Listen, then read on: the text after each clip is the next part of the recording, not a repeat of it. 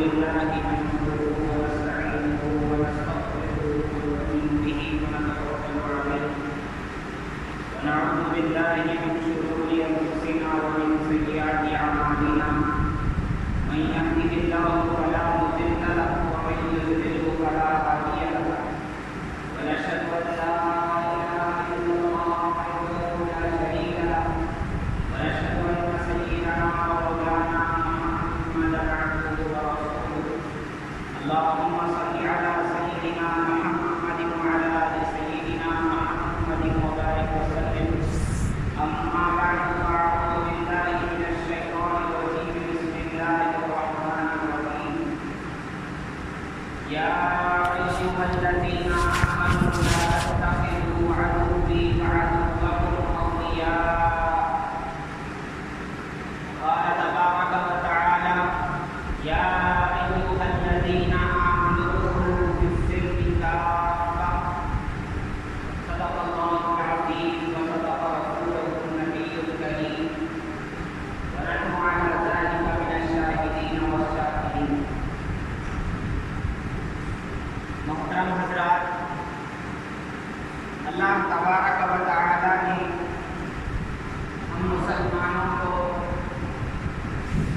جس طرح دین دیا ہے اسی طرح اللہ تبارک و تعالی نے یہ بھی سکھایا ہے کہ اس دین میں تمہیں کیا کرنا ہے کیا نہیں کرنا ہے، کن سے دوستی رکھنا ہے کن سے دشمنی رکھنا ہے، کن سے تعلق و رشتہ رکھنا ہے کن سے تعلق و رشتہ اور واسطہ نہیں رکھنا ہے۔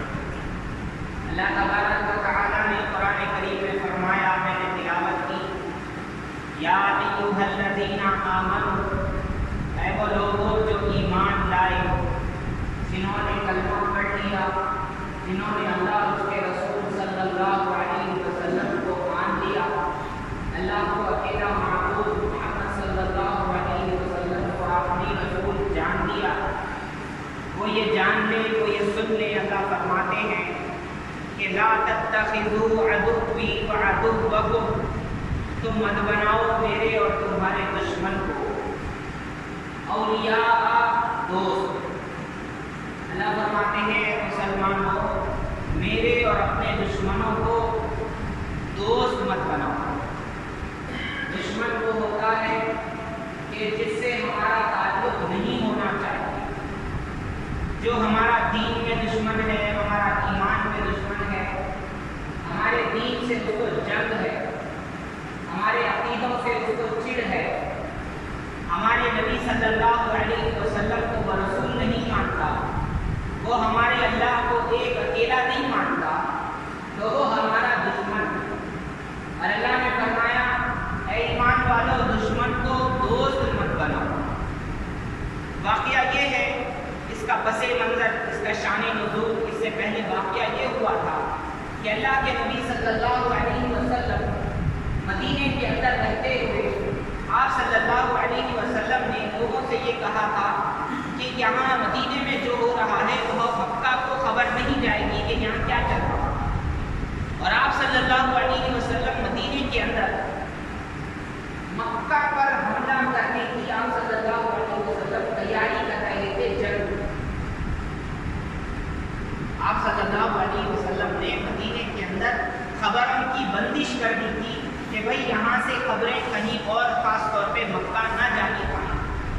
اس بات کی کہ آپ صلی اللہ علیہ وسلم مکہ فتح کرنے والے تھے، مکہ پر حملہ کرنے والے تھے اور مکے کو کافروں سے چھڑانے والے تھے، اور آپ صلی اللہ علیہ وسلم خاموشی کے ساتھ جنگ کی تیاری کر رہے تھے کہ ایسا نہ ہو کہ ان کافروں کو بھی خبر چل جائے اور وہ بھی تیاری کریں اور بے جا اللہ کے گھر، اللہ کے حرم، اللہ کے پاک گھر میں خون خرابہ ہو اور وہاں لوگوں کا خون بہایا جائے۔ اس لیے آپ صلی اللہ علیہ وسلم نے خاموشی کے ساتھ اپنی جگہ حضور تیاری کر رہے ہیں۔ حضور صلی اللہ علیہ وسلم نے خبروں کی بندش کر دی تھی کہ بھئی یہاں کی خبر وہاں نہ جانے پائے۔ آپ صلی اللہ علیہ وسلم نے تو یہاں تک کہا ہے کہ تمہارے سے کوئی انسان آپس میں تم لوگ جب بیٹھتے ہو، باتیں کرتے ہو، گفتگو کرتے ہو، تو یہ تمہاری گفتگویں آپس میں امانت ہے، یعنی کوئی تم سے یہ بات کہہ کر کے بات کرے کہ بھائی یہ بات کسی کو نہیں بتانا، یا کوئی تم سے چھپ کر کے کوئی بات کرے تو وہ بات تمہارے پاس امانت ہے، تمہیں گنجائش نہیں ہے، تمہیں اجازت نہیں ہے کہ وہ بات تم دوسروں کو بتاؤ۔ تو ہوا یہ تھا کہ اس طرح کی بات چل رہی تھی، ایک صحابی تھے حاتب ابن ابی بلتعہ، ان کے گھر والے، ان کے خاندان والے، ان کے بچے یا ان کی بیوی یا کچھ اور لوگ وہ جو ہے نا مکہ ہی کے اندر موجود تھے اور ان لوگوں نے ہجرت نہیں کی۔ تو انہوں نے کیا کیا، حاتب ابن ابی بلتعہ رضی اللہ تعالیٰ عنہ صحابی ہیں، جنگ بدر میں وہ موجود تھے، بہت بڑے صحابی ہیں، تو انہوں نے کیا کیا، ایک خط لکھا مکہ مدینے میں رہتے ہوئے مکہ کے کافروں کو انہوں نے ایک خط لکھا۔ خط میں یہ لکھا کہ دیکھو اے کافروں، ہمارے نبی صلی اللہ علیہ وسلم تم پر حملہ کرنے والے ہیں، اور میرے نبی صلی اللہ علیہ وسلم وہ نبی ہیں کہ ان کے ساتھ ہم لوگ ہیں اور ان کے ساتھ اللہ کی مدد ہے، اور وہ کسی کے خلاف اگر جنگ کر دیں تو ان کو کوئی ہرانے والا نہیں ہوگا، اور وہ جہاں فتح کرنا چاہیں وہ ضرور فتح ہو جائے۔ یہ لکھتے ہوئے انہوں نے یہ لکھا کہ دیکھو یہاں جنگ کی تیاری چل رہی ہے، تم ذرا ہتھیار کرنے رہے۔ انہوں نے یہ خط کافروں کو کیوں لکھا؟ اس لیے لکھا کہ ان کے رشتہ دار لوگ، ان کے مال وغیرہ، ان کے رشتہ دار مکے میں رہتے۔ انہوں نے یہ سوچا کہ اگر میں یہ جنگ کی بات ان کافروں کو بتا دوں گا تو وہ لوگ کیا کریں گے، وہ لوگ میرے گھر والوں کے ساتھ نرمی برتیں گے، یعنی جہاں ان کا غلبہ ہے وہ میرے گھر والوں کو، میرے رشتہ داروں کو، میرے مالوں کو نقصان نہیں پہنچائے گا۔ رہی بات حضور کے جنگ کرنے کی تو وہ حضور ہی جیتیں گے، اسلام ہی جیتے گا، اللہ آپ صلی اللہ علیہ وسلم کے ساتھ ہیں، مسلمانوں کے ساتھ ہیں، مکہ تو ضرور فتح ہو جائے گا، لیکن میرا فائدہ یہ ہوگا، میرے رشتہ داروں کا یہ فائدہ ہوگا کہ وہاں وہ کافر لوگ ان کو چھیڑیں گے نہیں، ان کو ستائیں گے نہیں، ان کے ساتھ نرمی کریں گے۔ کیوں؟ ان کے اس آدمی نے جو مسلمان تھا اس نے ہمارے ساتھ اچھی بات کی، ہمارے ساتھ ہم کو جو جنگ کی تیاری خاموشی کے ساتھ ہو رہی تھی اس نے ہم کو اطلاع دے دی۔ انہوں نے خط لکھا، ایک عورت کو دیا اور وہ عورت لے کر کے چلی مکہ لے جانے کے لیے تھا۔ تو فرماتے ہیں آپ صلی اللہ علیہ وسلم نے حضرت علی رضی اللہ تعالیٰ عنہ کو، ایک صحابی کو بھیجا کہ جاؤ فلاں مقام میں، فلاں جگہ میں ایک عورت ہے، اس کے پاس ایک خط ہے، وہ لے کر کے آؤ۔ حضرت علی رضی اللہ عنہ اور وہ صحابی تیز گھوڑے پر جو ہے نا سوار ہو کر کے نکلے، اور آپ صلی اللہ علیہ وسلم نے جہاں کہا تھا اسی جگہ پہ اس عورت کو پایا، جو عورت خط لے کر کے جا رہی تھی کافروں کے پاس، اور اس کو لکھا تھا ایک مسلمان صحابی۔ تو حضرت علی رضی اللہ تعالیٰ عنہ نے جب اس کو پکڑا اور اس کی چھان بین کی اور اسے کہا کہ بھائی تم ہمارے کو خط دے دے، اس عورت نے کہا نہیں میرے پاس کوئی خط نہیں۔ حضرت علی رضی اللہ تعالیٰ عنہ نے فرمایا نہیں، میرے نبی صلی اللہ علیہ وسلم نے کہہ دیا ہے، میرے نبی صلی اللہ علیہ وسلم کی کہیں بھی بات جھوٹی نہیں ہو سکتی، ساری دنیا جھوٹی ہو سکتی ہے، میرے نبی صلی اللہ علیہ وسلم کی کہیں بھی بات جھوٹی نہیں ہو سکتی۔ تمہارے پاس خط ہے ضرور نکالو، اگر تم نہیں نکالو گی تو ہم جو ہے نا تمہارے ساتھ جو ہے نا تمہاری اچھی طرح سے ہم تلاشی لیں گے، پھر ہم جو ہے نا ضرور اس خط کو نکال لیں گے۔ جب حضرت علی رضی اللہ تعالیٰ عنہ نے اس کو سختی دکھائی تو اس عورت نے کیا کیا کہ اس کی چوٹی کے اندر وہ خط بنا ہوا تھا، اس چوٹی کو کھول کر اس نے خط دیا۔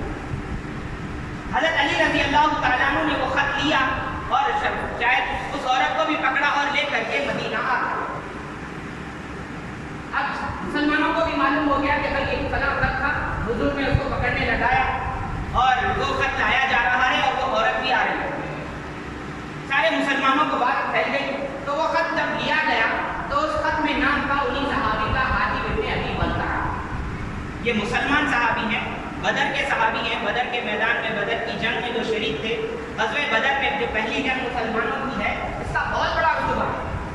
فرمایا کہ بدر کے میدان میں جو صحابہ شہید ہوئے یا اس جنگ میں جو شہید تھے صحابہ، اگر ان کے نام کے وسیلے سے دعا مانگی جائے تو قبول ہو جائے، اتنا بڑا ان لوگوں کا درجہ ہے۔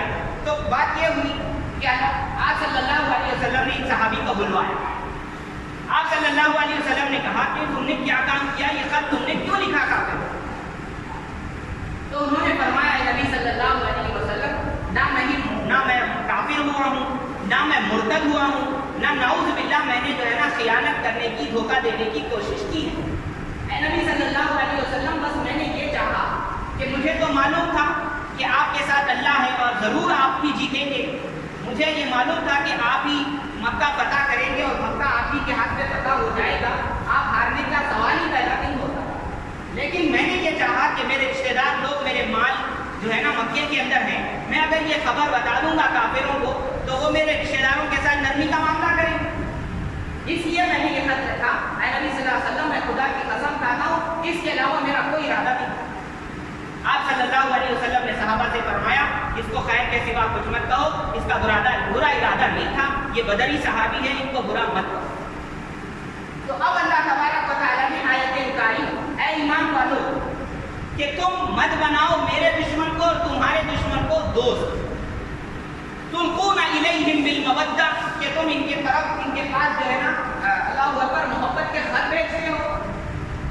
حالانکہ یہ لوگ ایسے ہیں کہ انہوں نے تمہارے نبی صلی اللہ علیہ وسلم جو دین لے کر کے آئے، تمہارے نبی صلی اللہ علیہ وسلم جو شریعت لے کر کے آئے، تمہارے نبی صلی اللہ علیہ وسلم جو پاک عقیدے لے کر کے آئے، پاک مذہب لے کر کے آئے، وہ اس کا انکار کرتے ہیں۔ سامنے والا تمہارے دین کا انکار کر رہا ہے، تمہارے حضور صلی اللہ علیہ وسلم کا انکار کر رہا ہے، تمہارے اسلام کا انکار کر رہا ہے، تمہارے قرآن کا انکار کر رہا ہے، اور تم اسے دوستی کر رہے ہو اور تم اس کو خط لکھ رہے ہو۔ آپ بھی ذرا غور کریں، میں نے یہ عنوان اس لیے سوچا ہے، اس لیے میں کہہ رہا ہوں کہ ہمیں بھی سمجھ میں آئے ہم کیا کر رہے ہیں۔ میرے محترم دوستو، اللہ تبارک و تعالیٰ نے کہا ہے ایمان والو اسلام میں پورے داخل ہو جاؤ، آدھا ادھر آدھا بٹیر چلنے والا نہیں۔ آج کی بات تو میں بعد میں بتاؤں گا، آپ سنیے۔ کچھ صحابہ تھے جو یہودی سے مسلمان ہوئے۔ عبداللہ ابن سلام رضی اللہ عنہ بہت بڑے صحابی تھے، بہت بڑے یہودیوں کے عالم تھے۔ انہوں نے جب اسلام قبول کیا تو ان کا ارادہ یہ تھا، ان کی چاہت یہ تھی کہ یہودیوں میں کیا تھا، یہودیوں میں ہفتے کا دن عظمت والا، جمعہ کے بعد جو دن ہے ہفتے کا دن، یہودیوں کے نزدیک وہ دن عظمت والا، اور ان کے نزدیک کیا تھا کہ ان لوگوں کا ارادہ، ان لوگوں کا عقیدہ یہ ہے کہ حضرت یعقوب علیہ السلام نے، اسرائیل کا لقب تھا، انہوں نے یہ اپنی زندگی میں قسم کھائی تھی کہ میں اونٹ کا گوشت نہیں کھاؤں گا۔ حالانکہ یہ بات درست نہیں ہے، ہاں انہوں نے کھائی بھی تھی تو کچھ دنوں کے لیے، لیکن انہوں نے بالکل ہی اپنے اوپر اس اونٹ کے گوشت کو حرام نہیں کیا۔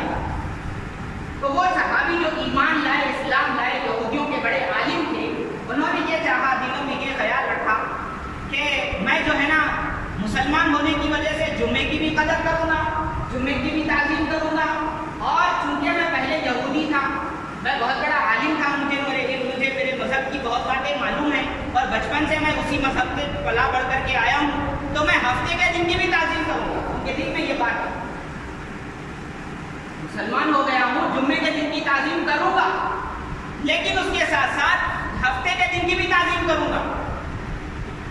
آپ سوچئے، ہفتے کے دن کی تعظیم کوئی کر رہا ہے، اس میں کون سی بڑی بات ہے؟ ہمیں نظر نہیں آتا، لیکن آپ سمجھیں گے تو بہت بڑی بات۔ اور انہوں نے یہ کہا کہ میں جو ہے نا اونٹ کے گوشت کو جائز تو سمجھوں گا، لیکن کھاؤں گا نہیں۔ کیوں؟ ان کے مذہب میں جب وہ یہودی تھے تو اسی اونٹ کا گوشت ان کے مذہب میں حرام سمجھا جاتا ہے۔ وہ لوگوں نے عقیدے بنا لیے کہ یعقوب علیہ السلام نے اپنی جان پر اس اونٹ کے گوشت کو حرام قرار دیا۔ تو اللہ نے آیت اتاری، اے ایمان والو پورے کے پورے اسلام میں داخل ہو جاؤ۔ یہ نہیں کہ تم یہ کہہ رہے ہو کہ جمعے کی بھی تعظیم کروں گا، ہفتے کی بھی تعظیم کروں گا، نہیں، جمعے کی تعظیم کر رہے ہو، اب ہفتے کی تعظیم نہیں کرنی ہوگی۔ فرمایا آپ مسلمان ہو گئے ہو، اونٹ کا گوشت تمہیں کھانا پڑے گا۔ وہ جو یہودیوں کے مذہب میں جو بات تھی کہ تم نہیں کھاتے تھے اونٹ کا گوشت، تمہیں جو ہے نا اب اس کو جائز سمجھنا پڑے گا، اس کو کھانا پڑے گا۔ اسی چیز کی وجہ سے اللہ کہہ رہے ہیں پورے اسلام میں داخل ہو جاؤ۔ آج میں اور آپ دیکھ لیں کہ ہم اور ہمارے بچے کیا کرتے ہیں۔ کوئی غیر کی عید آتی ہے، ہم جو ہے نا اس میں پہلے نمبر پہ ہیں۔ ہماری بستیوں کو آپ دیکھ لینا تھا پرسوں جو عید کی، جیل کے پٹاخوں کی، فرمایا ایسا دکھ رہا ہے کہ مسلمانوں کی بستی نہیں ہے، غیروں کی ہے۔ لا حول ولا قوت الا باللہ۔ ہم سمجھتے ہیں بھائی بچے ہیں، کیا ہوتا ہے 10 روپے کا، کیا ہوتا ہے 100 روپے کا، کیا ہوتا ہے، خواہش ہے، بچہ ہے کہ بچہ۔ آپ تو بڑے ہیں، میں تو بڑا ہوں، ہمیں تو اللہ نے عقل دی ہے کہ میرا بچہ کہاں جا رہا ہے، میرا مال کہاں جا رہا ہے، اس کا کچھ نقصان ہو سکتا ہے، یہ جو چیز ہے وہ کس سے تعلق رکھتی ہے؟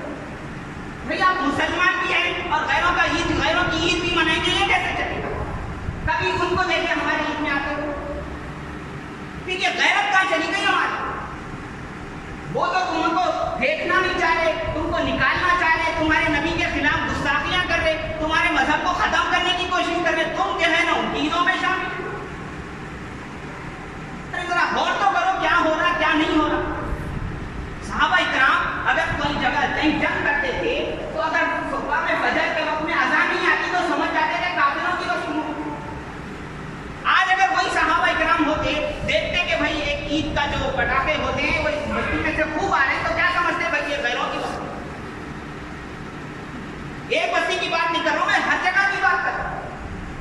نہیں، اس کو ہمیں سوچنا چاہیے کہ بھائی کیا ہیں، کیا کر رہے ہیں. حضرت عبداللہ ابن سلام کو جب یہ اجازت نہیں ہے کہ وہ چاہ رہے ہیں کہ میں اونٹ کے گوشت کو جائز تو سمجھوں گا لیکن کھاؤں گا نہیں، اللہ نے فرما دیا نہیں، پورے اسلام میں داخل ہونا پڑے گا، جائز بھی سمجھنا پڑے گا اور کھانا بھی پڑے گا. تو جب ہم اور آپ ایک دوسرے کو مسلمان جانتے ہیں، سمجھتے ہیں، تو ہمیں یہ سمجھنا پڑے گا کہ بھائی یہ عید میری ہے، یہ عید میری نہیں ہے. اور یہاں اتنی بات بھی نہیں رکتی، آگے تو فرما اس چیز کا کاروبار بھی کر رہے ہیں. لا حول ولا قوت الا باللہ. دوسرے کاروبار ہے ہی نہیں دنیا میں، وہی چیز کا کاروبار مل رہا ہے.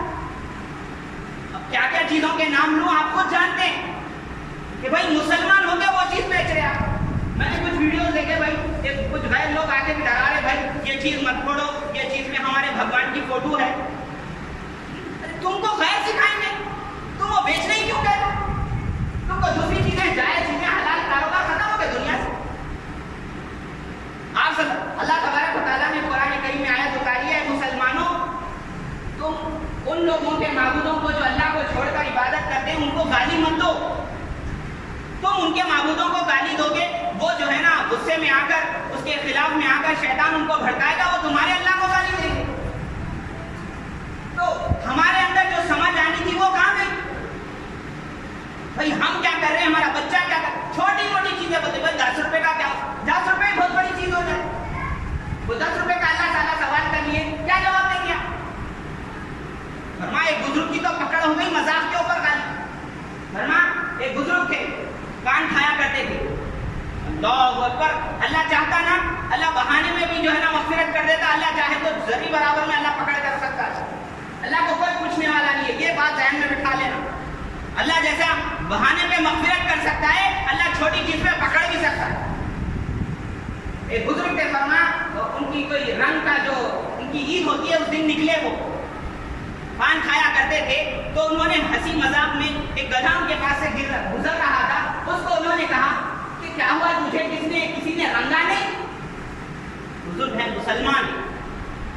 اس گدھے کو انہوں نے دیکھ کر کے کہا کیا تجھے کسی نے رنگا نہیں؟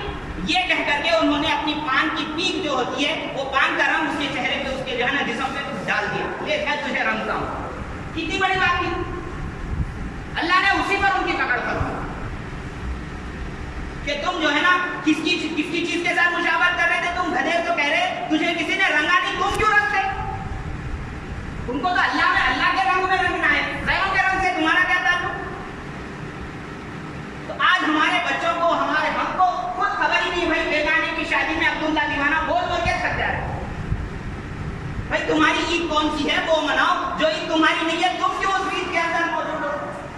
ان لوگوں کو جو ہے نا ڈرانا پڑ رہا ہے یہ کام مت کرو. اور ایک جو ہے نا گجرات میں کوئی عید ہوتی ہے، کچھ جو ہے نا ناچ گانا ہوتا ہے، وہاں ہمارے بچے جا رہے ہیں.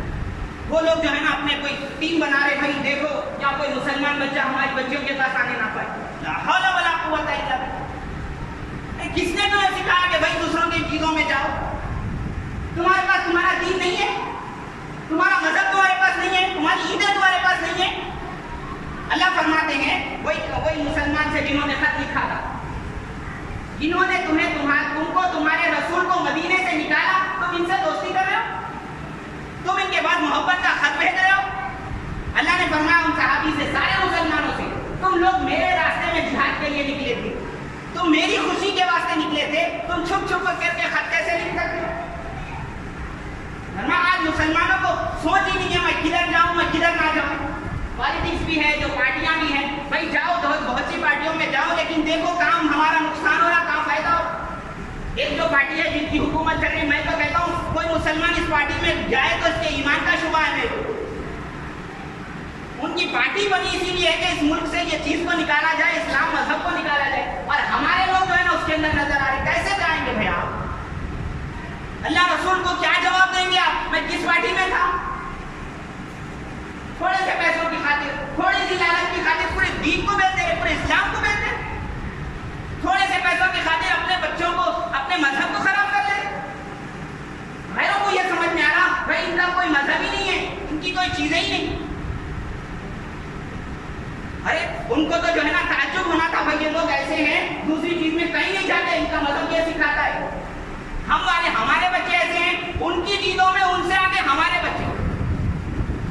کیسا یہ بچے کو عقل کسی نے کیوں نہیں سکھائی کہ بیٹا یہ ہم مسلمان ہیں، ہمارا اللہ ہے، ہمارا خدا ہے، ہماری عیدیں ہیں، ہمارا مذہب ہے، ہمارا لباس ہے، ہماری ہر چیز ہے، بیٹا وہاں نہیں جانا ہے. وہ فرمایا ان کی عیدوں میں ان سے آگے اور آگے بڑھ رہے ہیں. اسلام ایسا مذہب ہے نا، فرمایا ہم کو شبہوں سے بھی بچنا ہے.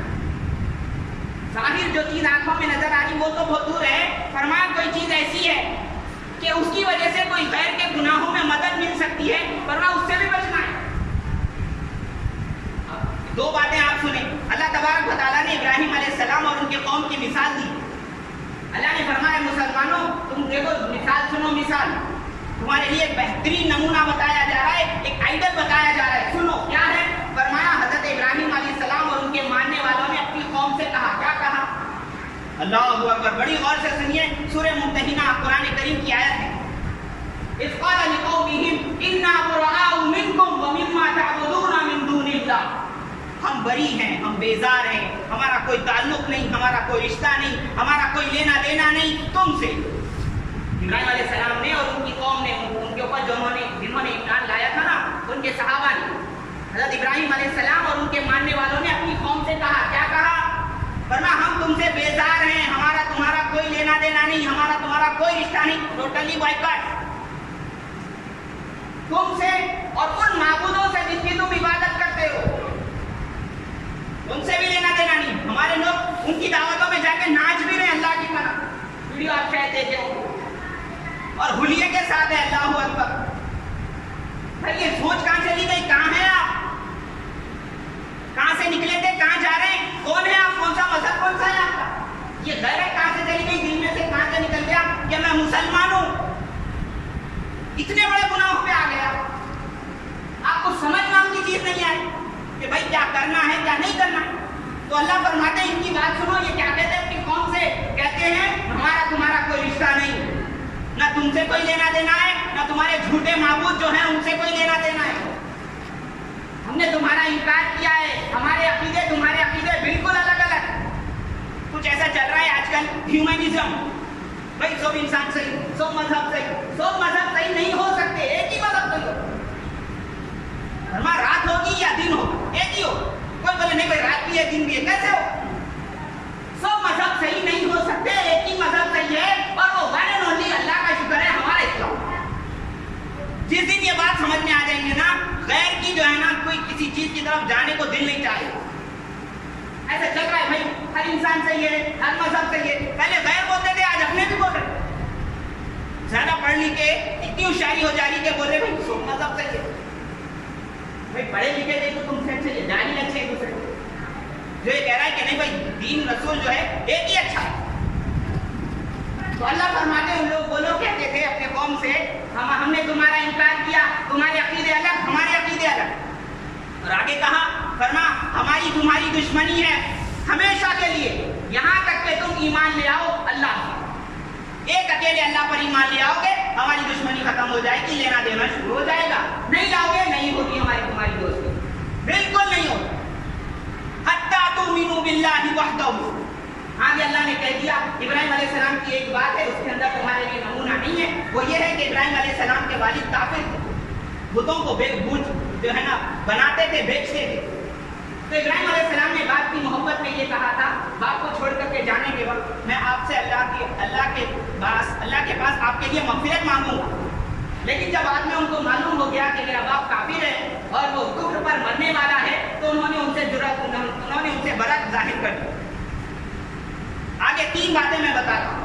اللہ سے یہ مسلمان دعا مانگتے تھے اللہ ہم کو کافروں کے لیے آزمائش کا ذریعہ نہ بنا، یعنی ایسا نہ بنا کہ ہم کو دیکھ کر کے یہ لوگ خوش ہوں. ہماری بری حالتوں کو دیکھ کر، ہماری گندی حالتوں کو دیکھ کر، ہمارے برے اعمال کو دیکھ کر یہ نہ کہیں بھائی ہمارا مذہب صحیح ہے. آج ہماری بستیوں میں گندگیوں کو دیکھ کر، ہماری دھوکہ دھڑی کو دیکھ کر یہ غیر لوگ یہ کہنے پہ آ جا رہے ہیں کہ بھائی ہم ہی اچھے ان سے. وہ دعا کرتے تھے اللہ ہمیں ایسا نہ بنا کہ کافر لوگ دیکھ کے کہیں بھائی ہمارا مذہب اچھا ہے ان سے. اور اللہ نے آگے یہ بھی کہا مسلمانوں سے کہ دیکھو مسلمانوں اللہ کے لیے کوئی مشکل نہیں ہے. اللہ چاہے تو تمہارے دوست کو تمہارا دشمن، تمہارے دشمن کو تمہارا دوست بنا سکتا. اللہ نے مکہ کو فتح کیا، مکے کے بڑے سے بڑے کافر مسلمان ہو گئے. اللہ مکہ فتح کر سکتا ہے. یہ دلی، یہ اسمبلی، یہ پارلیمنٹ کیا چیز ہے؟ اللہ چاہے تو ان کو بھی اسلام بخش سکتا ہے، ضرور بخش سکتا ہے. اللہ کے لیے کوئی مشکل نہیں ہے، میرے آپ کے لیے مشکل ہوتی. آگے اللہ نے یہ بھی فرمایا، دیکھو اس کا مطلب یہ نہیں کہ ان کے ساتھ انصاف نہ کرو، اس کا مطلب یہ نہیں کہ تم ان کے ساتھ جو ہے نا اچھا سلوک نہ کرو. اچھا سلوک ضرور کرو، انصاف ضرور کرو. آپ ایک صحابیہ تھی، ان کے پاس ان کی والدہ آئی، مکہ سے ان کی والدہ آئی، اور یہ صحابیہ دولت والی اور ان کی والدہ کافر تھی. آپ صلی اللہ علیہ وسلم سے انہوں نے آ کے پوچھا، حضور میری والدہ آئی ہیں، کافر ہیں، اور وہ یہ چاہتی ہیں کہ میں ان کی مدد کروں. حضور صلی اللہ علیہ وسلم نے فرمایا، اللہ نے آیت اتاری، اللہ یہ نہیں روکتا کہ تم ان کے ساتھ انصاف کرو، تم ان کے ساتھ اچھا سلوک کرو، تم ان کے ساتھ احسان کرو، اس سے اللہ نہیں روکتا. ہاں دلی دوستی سے اللہ روکتا. دلی دوستی کرو گے یہ ہوگا کہ تم ان کو اپنی طرف لانے کا، تم بھی ان کی طرف چلے جاؤ. تو اللہ تبارک و تعالیٰ ہمیں صحیح سمجھ عطا فرمائے. اللہ تبارک و تعالیٰ اسلام کی صحیح حقانیت ہمارے دلوں میں پیوستہ فرمائے.